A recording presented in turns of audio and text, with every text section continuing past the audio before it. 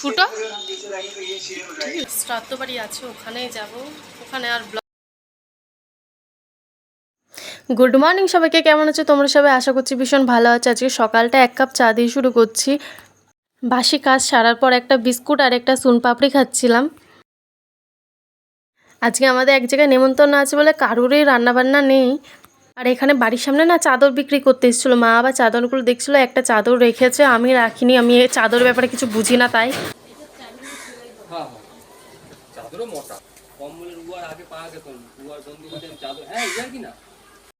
স্নান করে এলাম। এখন রেডি হব, একটা শ্রাদ্ধ বাড়ি আছে, ওখানেই যাব। ওখানে আর ব্লগ তো করবো না, কিন্তু রেডি হব। রেডি হওয়ার পরে তোমাদের সাথে কথা হচ্ছে। রেডি হয়েছে, একদম গরম, বিশাল গরম। বাইরে রোদ্দুর দেখলে বুঝতে হবে যে কি রোদ বাইরে। ওর জন্য কিচ্ছু লাগাইনি। তবে এত হালকা পাতলাভাবে কোনো অনুষ্ঠান বাড়িতে আজ পর্যন্ত যাই না, এই ফার্স্ট টাইম যাচ্ছি।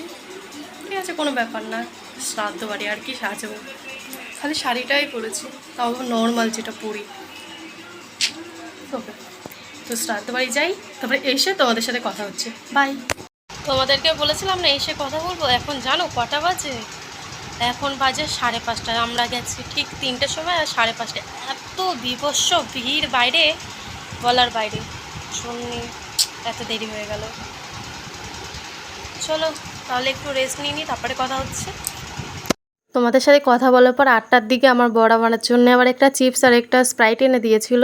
এই সুইচ ফিলার দেখতে দেখতে খাচ্ছিলাম। আর বেশ ভালো লাগে স্প্রাইট খেতে। কার কার ভালো লাগে আমাকে একটু পুজোর শপিং দেখাতে এসেছি, পুজোর শপিং। ফোনটা ভিজে গেছে। কি পরবি? বড় কেন এত? ও, তোমরা এখন ফ্যাশন করবা over size T shirt. Fine.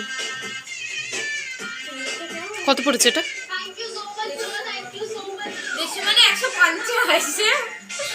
আমিও জানতাম না, আমিও জিজ্ঞেস করে এটা কে পছন্দ করেছে? 120 খাপাতে হতো। হ্যাঁ,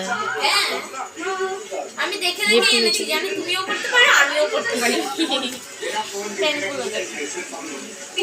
পুজোর শপিং হয়ে গেছে। খালি আমার একারই পুজোর শপিং হয় নাই, এত কিছু পুজোর শপিং এখনো নাকি বাকি আছে ওর। এটা জুতো কিনেছি, ওটা বাড়িতে রয়েছে। শাড়ি কিনবি বলেছিল, শাড়ি কিনিস? শাড়ি কিনিনি, শাড়ি 450 বলছে। দুটো রুমাল নিলাম, একটা 20 নিয়েছে, একটা 10 নিয়েছে। বলো তো, এইটা 20 নিয়েছে, এটা 10 নিয়েছে। এইটা 10 নিয়েছে, এইটা 20 নিয়েছে। আমি বলছি এটা 10টা নিয়েছে, এটা 20। না, 20 তো উল্টো হয়েছে ঠিক। মাত্র এই কটাই কিনতে পেরেছি। 800 টাকার শপিং। মাত্র নাকি একারে মাত্র এতগুলো জিনিস কিনে এখনো বাকি আছে।